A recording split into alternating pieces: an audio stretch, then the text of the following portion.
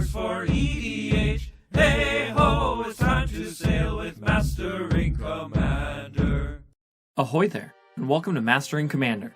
My name is Matt, and today we'll be staying below decks, where we discuss a budget build for a commander optimized for fun and interesting gameplay. Today we'll be talking about General Ferrous Rokiric, one of the new legends from Modern Horizons 2. But before we dive into the deck, I wanted to take a moment to share some of the inspiration behind this video. One of my local game stores, The End Games.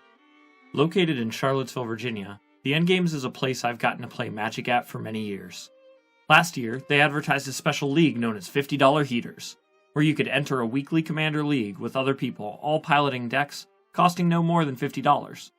Unfortunately, they had to stop in-person events due to the pandemic shortly after announcing the league, so we never got to see what amazing brews people came up with for that event. But now in 2021, they're back to hosting in-store events, and the league has returned. In honor of this, I've built a deck that was limited to their available inventory at the time, priced in that sweet $50 slot. And if you'd like to support the End Games, they've offered the coupon code Mastering Commander for 5% off at their online store. Now, without further ado, it's time for the deck. General Ferrous Rokiric wants nothing more than to see you cast multicolored spells, and will pay you handsomely by giving a 4/4 golem for each multicolored spell you cast. On top of that, he's immune to many of the most common removal spells your opponents might want to point at him. A single 4/4 isn't much to look at, but this deck only has cards that are either multicolored or pay you off for playing multicolored spells. As long as you have something you can play, you have an army ready to go. You'll hope to swarm the board with golems early, and attack for the win before anyone can stop you. But be warned, you don't have the same level of late game power some other decks can afford to bring, so you'll want to finish off your opponents early while you have the advantage on board. Let's look closer at what multicolored goodness we found for this deck. We'll start by looking at the various multicolored payoff cards in the deck, of which there are many beyond just Ferrous. These cards will synergize with each other, and make it worth it for us to play all multicolored cards as more than just a meme. Then we'll take a look at some of the more powerful combat spells that fit into the deck, and finally we'll come back around to what support cards we were able to find in our colors and restrictions. We've stuffed as many cards that encourage multicolored spells as possible in this deck. Hero of Precinct 1 acts like a miniature Rokiric, creating 1/1 humans to add to your army. Pyro Convergence lets you ping your opponents and their creatures down with your spells. And Balefire Liege pumps up your creatures while giving you life and taking it from your opponents. We also have Glass of the Guild Pact, making your creatures bigger, and Tome of the Guild Pact lets us draw a card from nearly every spell in the deck. On top of the multicolored payoffs, we have some combat tricks that are going to come in handy. We have multiple effects that make our creatures much bigger. Things like Argus Kos, Jor Kadeen, and Nobilis of War will pump your entire board so that you're a threat to anyone that you attack. We also include a few removal spells that can deal with something a little bigger than you could usually handle. Fight to the Death and Ride Down are great ways to get a problem creature off the board. Then there's Lorehold Command and Flamekin Zealot, both of which can give your golems haste and have a swing come out of nowhere for them. Lorehold Command is a particular all-star because it can be played at instant speed in order to save Ferrous, just in case something went down. On top of all this, we have Master Warcraft, the ultimate trump card for combat. You choose what blocks, you choose what doesn't, and in the end, you usually choose who dies that turn. Moving forward, we have some support cards that will allow the deck to run smoothly.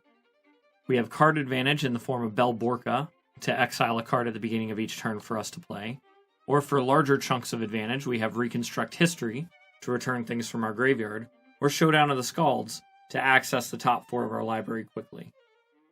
To supplement the raw card advantage, we also have card selection from things like Heartwarming Redemption and Thrilling Discovery. This will let you get rid of some of the cards you don't need right now and hopefully dig a little deeper to keep going. We also include mana rocks, board wipes, and spot removal, just to balance out the deck. Currently, the deck is priced at around $40, which is lower than when it was originally conceived. However, this allows us room for some upgrades that might be available to us. First, we'll start off with some cards that were scarce at the time the deck was built. Alibu, Ancient Witness, has great synergy with your golems and your mana rocks, and will allow you to put more pressure on your opponents and Scry to find more gas as things move along. We also have Talisman of Conviction as another great mana rock. But beyond this, there are some more additions that you could consider. On the lower budget end, we have a Curie Line Slinger, which gives you a giant threat that only gets bigger the more golems that you manage to put out. Assemble the Legion and Outlaw's Merriment also fit into the theme of overwhelming your opponents with a horde of attackers. They synergize especially well with the cards that pump all of your creatures across the board. We also have Urza's Filter, which will make multicolored spells cost up to 2 less to play. So in other words, nearly your entire deck gets a discount. Moving up in price, we have Gisela, Blade of Gold Knight. This will make you hit harder, make you take less damage, and all around make you into a house at the table. Then there's Erois, God of Victory. He'll allow all of your creatures to have menace, and let you swing out without worrying about losing any of your creatures in combat. Waves of Aggression will allow you to get extra combat phases, and with Retrace you can keep bringing it back over and over again, turning those extra lands that you've drawn into multiple combat stages, and multiple golems for playing a multicolored spell. Then at the top end of the upgrades, we have Aurelia the War Leader. She comes down with haste and immediately attacks for a good amount of damage, providing you with another extra combat phase.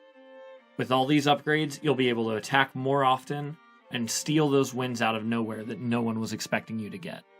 That wraps it up for our look at Ferrous. I want to encourage you to find ways to support your own local game store. Buy some cards, play some games, and let them know you're glad to have a place you can enjoy games with your friends. And if you need some cards and want to support my LGS, don't forget to use the coupon code MasteringCommander at checkout for 5% off any online order from theendgames.com. I hope you enjoyed this episode of Staying Below Decks, and until next time, I wish you fair winds and following seas.